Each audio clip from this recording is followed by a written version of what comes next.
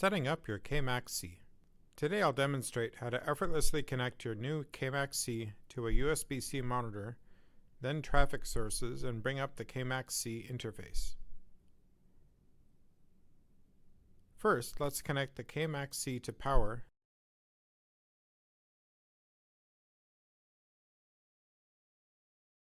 then to a monitor. Power on your KMAX-C. If your monitor doesn't use USB-C, you can use HDMI or DisplayPort in the back. Note, the little receiver for the keyboard is plugged into a USB slot in the back of the KMAX-C. Hit Enter to clear the message.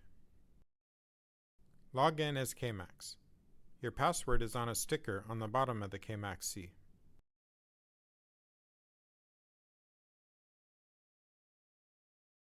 Hit Enter to restore the session.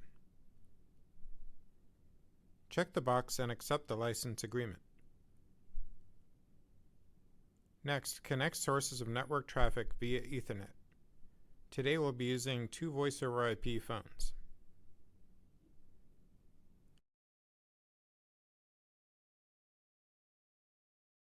Click OK. Thank you for watching. I hope you enjoy your KMAX-C.